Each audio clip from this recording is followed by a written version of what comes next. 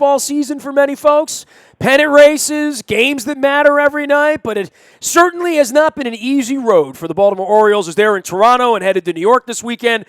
Our old baseball historian and friend, Rob Nyer, joins us here. He is the writer of all writings on Twitter and freelancing and writing books and stories and pieces and some great stuff ahead at a place called Complex coming up in a couple of weeks. We welcome him back on.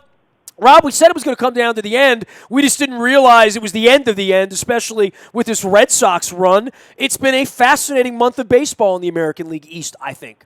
It has. Look, we didn't get that four-way tie that we might have been hoping for, at least those of us who aren't fans of a particular team. But it's been a lot of fun seeing these teams come down to the end, and it's really worked out ultimately the way that it looked like it would 2 or 3 months ago, with the Red Sox dominating in the end, and then the Blue Jays and Orioles going down to the wire for a wild card or maybe both wild cards. Well, and I guess the Red Sox, and we've been talking about this back in May and June about the way they hit the ball and the kind of hitters they had, that it was pretty clear they weren't taking days off. And guys like Ramirez and Ortiz, even at the very end, still putting the foot down, but their pitching got better. And for all of these teams that were bunched up for most of June and July, and the Orioles did spend an appreciable amount of time in first place, while we all sort of openly doubted the beer league softball approach if the pitching didn't get better. But the pitching got better, and the offense has just sort of gone away, man.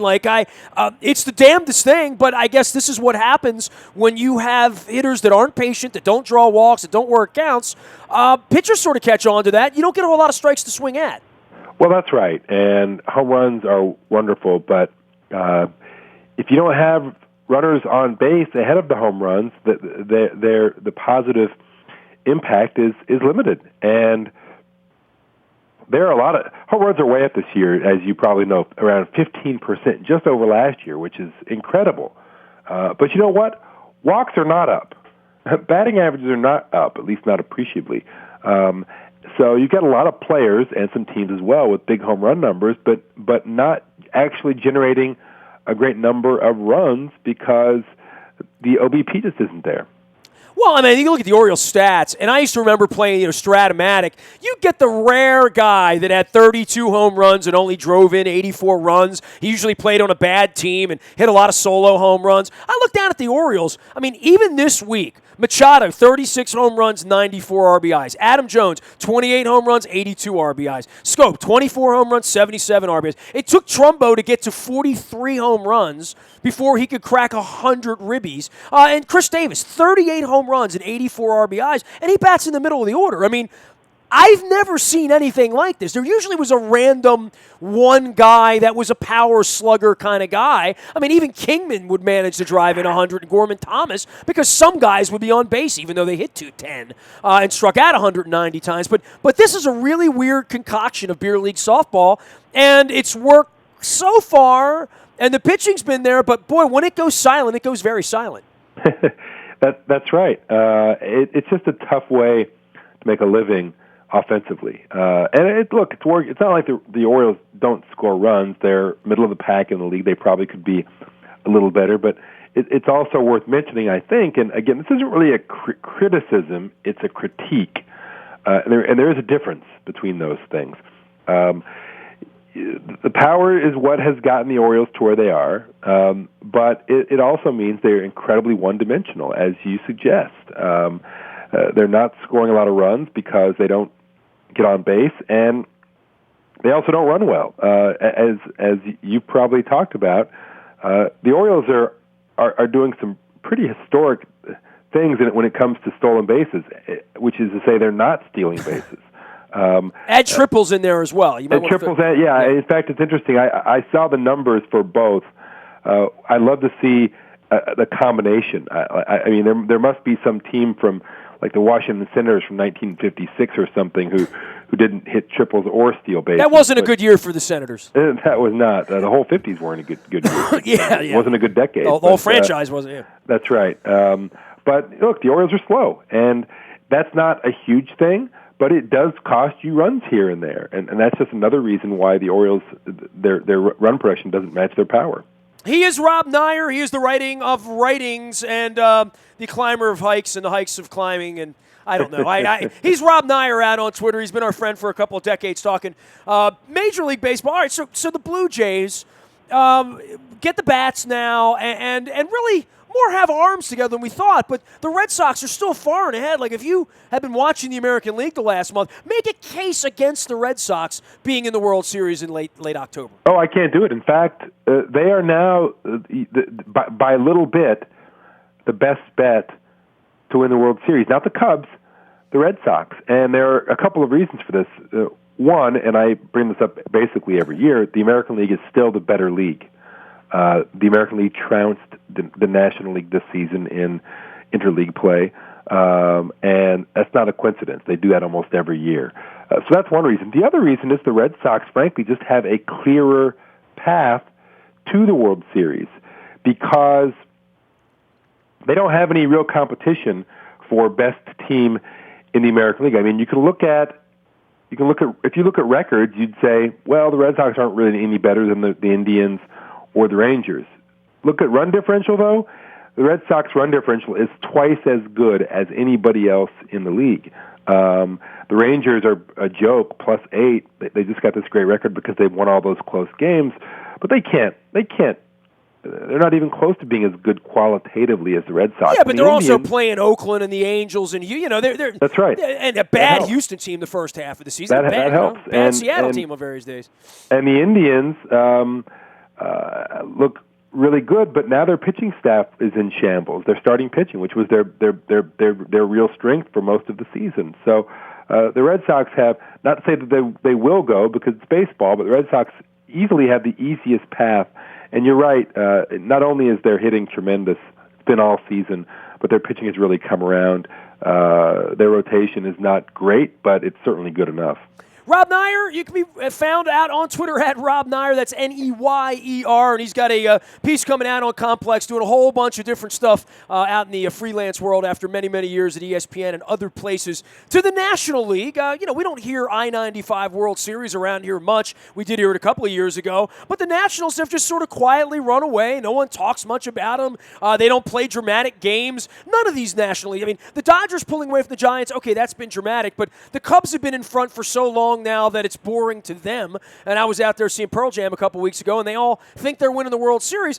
The Nationals, to me, are sort of a quiet team that doesn't ever have success in October, and they're sort of dismissed on those grounds alone, I think. I think you're right, and I think also this season the Cubs have sort of sucked all the air out of the National League, and people don't realize, most people haven't mentioned or paid attention to how well the Nationals have actually played. Now, they've got some real issues. I mean, Wilson Ramos just went down, their all-star catcher, he's out until next spring or summer, and their starting pitching has been shaky because of some injuries, but they're still really good. This is a good team. It's not a perfect team, which you could argue the Cubs are almost perfect. The Nationals aren't almost perfect, but they're very good, and that's one of the reasons why the Cubs don't have an easy path to the World Series, because they might well have to beat the Nationals on the way, and if not the Nationals, probably the Dodgers, who are also quite good. Well, what happened to the Giants? That's a baseball town. They're excited about it. They're certainly in the right. To have the Dodgers pull away the way they have and to have the Giants sort of implode, especially when the pitching was going so well, where are the bats in San Francisco? And certainly Bruce Bochy's going to be having to hear about this all offseason if they don't creep in and at least play a game on Wednesday, right? Well, look, I'm not going to say the Giants' collapse in the second half was predictable because that sort of thing just isn't ever. They had the best record in baseball at the All-Star break. That was a fluke. They had played quite well in one-run games. There was no reason to think that they were actually the best team in the league or let alone all of baseball. But you don't, that said, you don't typically go from that to one of the worst records in baseball, which is what they have in the second half. It's still the same team, basically. They just haven't played quite as well, nearly as well, and they haven't been nearly as lucky in the second half. The thing is, they're still right in the thick of this thing, and they're not as good as the Dodgers. They're about as good as we thought they would be. They look like an 85-win team before the season, and that's roughly where they're going to finish. And who knows if they make the playoffs? Obviously, they've won 3 World Series in 6 years, so you have to take them seriously. And it's a good team. Madison Bumgarner and Johnny Cueto are both having tremendous seasons. They've had some real issues after the back of the rotation. Jake Peavy, Matt Cain, Albert Suarez, whoever's pitched in those 4 and 5 spots has struggled quite a bit this season. And that's not going to change, but you can do some pretty good damage in October with 3 good starters or 2 great starters and 1 good one, the good one being Jeff Samardzija. So you can't count them out. They're just not as good as the Dodgers. Rob, you're a traditionalist like myself. You've been watching this a long time, and I'm sure much like Bob Costas and you and me passed judgment in 1995 when they started expanding things and moving divisions around and having wild cards and these goofy 2-3 formats that they had in the beginning and all that. Are you happy with the current system? I mean, this is a week to stand up and say, well, let's see, Seattle, Houston, Detroit, I mean, Kansas City was still banging around, certainly Toronto and Baltimore all alive, and in the National League, it's not ideal because, let's be honest, I mean, teams like the Braves and the Reds and the Cardinals, or excuse me, the Diamondbacks and the Padres have been so bad for so long, but even the Phillies flashed for a little while, looked like they were going to hang around. But in the National League, it's 3 teams. It's less exciting, but still sort of exciting because, you know, we're less than a week out, and I really don't know who's going to be there out of any of these teams. We lost something tremendous when they switched to the current format. When they switched to divisions or 3 divisions in each league and the wild cards, we lost the great pennant races between 2 great teams in the same division. Now we got some of that back when they added the wild card a few years ago. So it really is important to win the division. But we did lose those great pennant races. But we gained a lot of things. We gained the extra playoff games, which are typically dramatic, especially the wild card playoffs that we have now. And we gained a lot of drama in late September that we might not otherwise have. And this year is a perfect example because there's not a single pennant race in the last week of the season, not one. They're all dead. That would be completely meaningless baseball without the extra wild card or without the wild card. So I think that on balance, for everything we lost, we gained something. And I'm part of it's time. 20 years is a long time, and we're used to it. But I was never a big critic of the wild cards, and I think they've now made some changes. And the only thing that there is left to do is to take out some of those off days that allow teams to rest their starters so much in the first round of the playoffs and basically get through with 3 starters, which I think skews the game a little bit. But it's about as good as it can be. He is Rob Neyer, out on Twitter and writing in various places around the internet, longtime baseball historian, keeping it real with us here in the last week. And so, Rob, you're 3,000 miles away out there in Oregon watching all of Major League Baseball, and the East Coast games come on at 4 o'clock in the afternoon, your time, where you live. What do you think when you see an empty Oriole Park at Camden Yards against the Boston Red Sox battling for first place? What do you see from that distance? And same thing maybe be said in Detroit, Cleveland, other places where empty seats are a part of September pennant race baseball too. That's not something I was used to around here.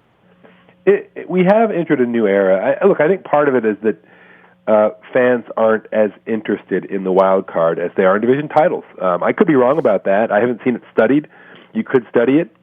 But I've seen the same thing happen in Seattle. Not big crowds for the wild card race games. And I don't really understand it. I think what it says is that there really aren't as many truly diehard fans as maybe we like to think. If I'm a fan of one of these teams, I want to be in the ballpark every chance I get. But there have never been a lot of fans, that many fans like me, like you. Most fans are fairly casual. They follow their team when they're winning and maybe not as much when they're not winning.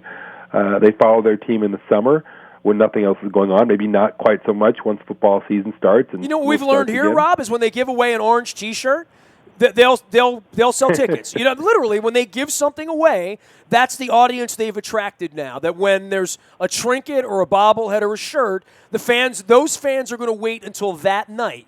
Their season ticket are the 6 or 8 nights they're given something, and they'll go out those nights. And right, and there are teams that most teams now have some sort of promotion for almost every game. Even the ones that make a lot of money, like the Dodgers, give away 8 or 10 bobbleheads every summer. It's just what the fans expect now.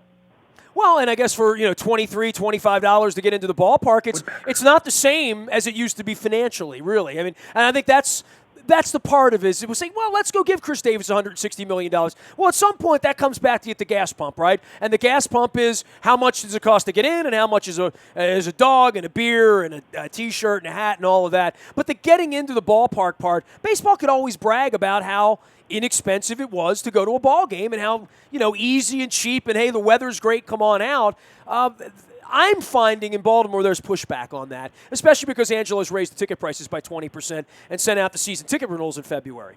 Sure, and teams. It would be great if teams priced their tickets for maximum attendance. They don't do that. They price their tickets for maximum revenue. So you wind up. They probably make more money this way than they would the other way, and that's what they care about, not how many people are in the ballpark, because as we know, anyway, most of the revenue these days comes from television, not from attendance. So they don't. There's no real impulse to pack as many people into the ballpark as we can because it looks good on television. They don't really care about that. All they care about is what the maximizing revenue, and they're pretty good at that. Rob, back onto the field real quick. American League, National League. Who's playing baseball in the middle of next week? Who are these wild cards as you see it? Well, I think that, look, it's random enough that you'd have a tough time figuring it out. Give me an example. The Mets look like they were probably going to die about 2 weeks ago, a month ago, because all their pitchers were so hurt. They just keep getting hurt. They're down to basically one healthy starter from the start of the season, and that's Bartolo Colon. And yet here they are. They just keep winning, or at least winning enough. So really, more than your schedule, more than your talent, luck determines who gets through these last few games and on the next week. I think that all the wild card teams, with a possible exception of the Blue Jays, have significant weaknesses, and it's hard to see one of them going to the World Series or winning the World Series, but we've seen weirder things happen. He is Rob Nair. You can follow him out at Rob Nair and RobNair.com on Twitter as well. Always great to have you on. I know you're working Complex. I want to give you a chance to promote that. It's funny. They came to me with a story idea a few weeks ago, or I should say a few months ago, and I'd never heard of the site. I went and looked at it. It's mostly a pop culture site, but they do a lot of great work, and that's just between me and you. They actually pay well, which is not the case with most websites. Oh, there you go. Well, there's a great reason to write for Complex. I'm on Complex.com right now, and when I Googled it, it said exactly what you said. It said making culture pop. How about that? Perfect. Rob, always great to have you on, and maybe we're talking about the Orioles in the playoff race next week. We certainly hope so around here. Yeah, absolutely. Yep. Great having you on. My pleasure. Thanks a lot. There he goes, Rob Nair, one of the great baseball historians in our land, out in Oregon, but always visiting here in Baltimore. So we've been having him on for years and years and love talking baseball. It's a great baseball week. It's a great football week. The undefeated Baltimore Ravens at 3-0, taking on the Oakland Raiders on Sunday. You can hear it all here all week long. We're going out to the West Coast, talking to a bunch of folks. J2 the Brick's going to join us, as well as many others in preparation for this game. And who knows, the Ravens could wake up 4-0.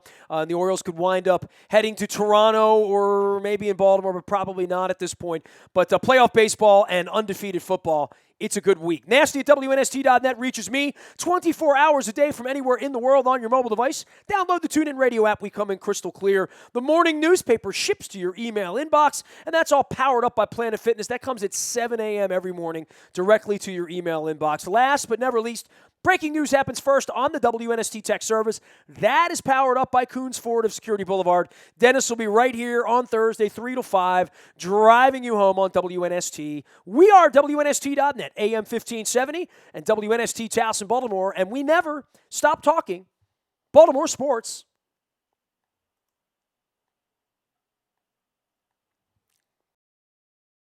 Taos and Baltimore, and hoping and praying that the Orioles are alive on Tuesday to continue their season. Tell you what, the other season's gotten off to as good a start as it could be. Team is 3-0, and Cliff Brown is here. And